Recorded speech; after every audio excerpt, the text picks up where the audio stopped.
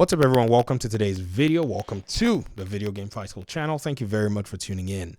One of my audience members asked me on Twitter and said, they're curious as to why Xbox decided to go with B.L.A.D E. Could they not have gone with another character that is much more well-known, or another character that is much more popular in the mainstream currently?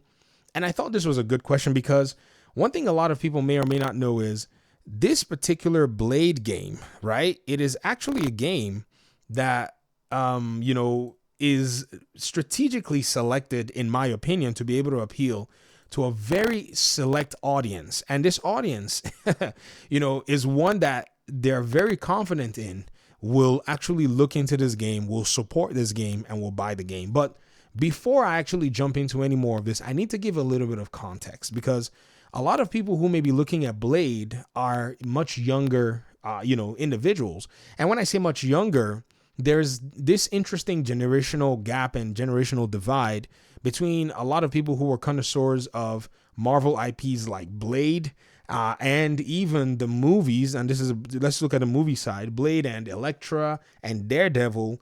And there are also those who are, connoisseurs, or who were first introduced to the Marvel IPs like the Avengers, because Marvel had like multiple phases in its cinematic, propagation before people started to see Marvel on the big screen. There were different phases of Marvel, but behind a lot of that, B.L.A.D E is a pivotal character that kind of got Marvel started in this propagation and bringing it into the cinemas.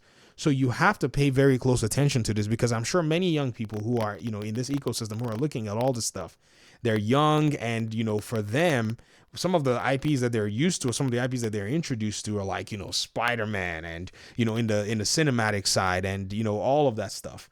But even before the Spider-Man movies made their way there, B.L.A.D E was actually Marvel's first successful movie. If you actually look at B.L.A.D E on Wikipedia, and you look at, say, things like, its earnings and when the movie came out, there are a lot of important facts that I think must be taken into account, because if you take these facts into account, you're really going to understand and get a better view and a better context as to why, this B.L.A.D game is something that they're actually, working on in Bethesda's Arcane Leon. So let's go ahead and take a look at that, because I think that's really going to do a good job in explaining things better. So B.L.A.D E is a 1998 American superhero film directed by Stephen Norrington, directed by David Goyer, based on a Marvel Comics superhero of the same name. Its first installment of the B.L.A.D E franchise film stars Wesley Snipes. Many of you need to look at this from this perspective. At the time, even till now, Wesley Snipes remained and remains an iconic character in American cinema. He was very popular from when he did some of his much more iconic movies, but then when he got tapped for B.L.A.D E, it was a no-brainer. The character, the storyline, his charisma, his acting style, and his acting portfolio all fit and matched with the actor. It was basically a perfect match. B.L.A.D E being a vampire, basically a human vampire with strengths but not their weaknesses, who fights vampires. It was released in the US August 21, 1998, and was a commercial success, grossing $70 million at the box office and $60 million worldwide.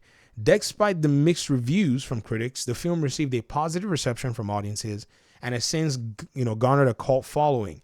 It is also hailed as one of Wesley Snipes' signature roles. See, before anybody can actually say anything about this character, you really must go look into this particular, aspect, because after B.L.A.D E came out, there were other Marvel movies that eventually hit the cinemas, and these Marvel movies actually did very well. Now, it takes me back to that same question that actually inspired this. This was asked to me on Twitter, so if you want to look at my responses on Twitter, you'll see the conversation. I'm not going to pull it up here. And I think that's something that may inform what it is that we're going, because this audience member of mine said, why did they not actually star Daredevil, which is, they felt was more known in the mainstream. And I say, that's actually a fair, question, because the Daredevil movie that actually did come into the cinema universe at the time was actually done in 2023. It was iconic. It wasn't a small movie, by the way. B.L.A.D E had just done well. A lot of people started looking into, the production of these superhero movies, And believe it or not, Ben Affleck was tapped to actually do this movie. It did very well. Daredevil, it was a 2003 American superhero film written by Mark Steven Johnson based on the Marvel comic character of the same name, which was created by Stan Lee and Bill Everett. Blade is actually, I think, about 10 years or so after Daredevil in the unveiling of the Marvel characters. I think Daredevil was in the 60s, Blade was in the 70s when they were actually concocted and written about. The film stars Ben Affleck as a lawyer, blah, blah, blah. They also talk about its critical success. If you look at it, it says, even though critics were divided on Ben Affleck's performance, nevertheless, the film became the second biggest February release to that time and went on, to a global total gross of 179.2 million against a production of 78 million. So this was a commercial success afterwards, because at this time Marvel was kind of kicking it. A lot of stuff was going on then. They had an Elektra movie which came out after Blade. I don't remember how that did in the box office. That was not my business. Nobody cared about the box office. I was just happy to watch the darn thing, on DVD. So when you think about Blade's pivotal role, you have to, pay attention to that and say, yes, Blade is an OG character coming from 1998. There's a generation of grown gamers right now who they play video games as a hobby, once in a while, who actually were exposed to Blade in the cinema, in the cinemas and in the motion picture area. And so when you think about it, because I don't know how many people are hardcore comic fans, because of the nature of, the comics, the nature of the character being vampires and all that, it was a rated R movie. So not a lot of people may have even seen it at that time. So the following was not necessarily as big. And then just a few years after the Daredevil movie came out, that's when we started to see the Spider-Man movies, the Raimi Spider-Man movies. So it seems like Blade's success created a cascade to let people know, hey, it seems like Marvel movies and it seems like superhero movies, not just Marvel movies, because there have been Superman movies, but it seemed like these Marvel superhero movies could resonate with fans, and they started going that route. But somewhere along the line, it seems like Marvel was struggling, and this is where you started to see the acquisition of properties like Spider-Man by Sony, and then eventually Disney comes in and takes on these IPs. Then the Avengers movies start to show up, and this is what a lot of people are, or have been exposed to. So this is why a lot of youngins, don't necessarily think that Blade is mainstream, because they didn't witness how this transformation went on. But when you think about the selection, you think about the developer, whom is probably of the age to have seen Blade at the time Blade showed up on the screen, it makes a whole lot of sense. And seeing that Blade has not necessarily received much representation in video games, it makes a whole lot of sense that this is the character they will go for. Sure, Daredevil is also in that same boat, but Daredevil just recently got a TV show, so thereby coming to the forefront of the limelight, which, it could be said that some may have liked it, some may not have liked it.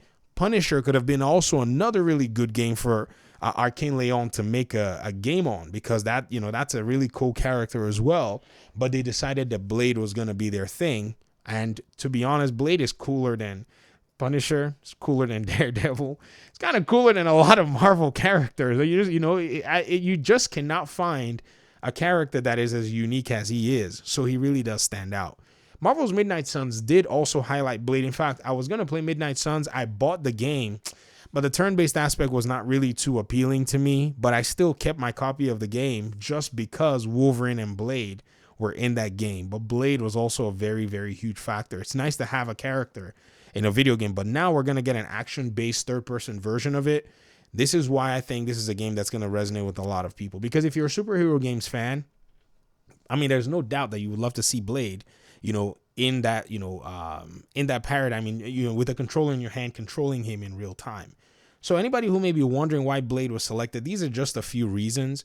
I'm sure that if we went into, say, other characters like Thor, other characters like Hulk, other characters could have been showcased. You also have to think about the other, companies that are producing the other Marvel games coming soon. EA is working on an Iron Man game. EA is working on a Black Panther game. Skydance is working on a Black Panther and Captain America game. And then there was the Avengers game just recently. So a lot of Marvel superheroes have actually been in the gaming space in one form or the other.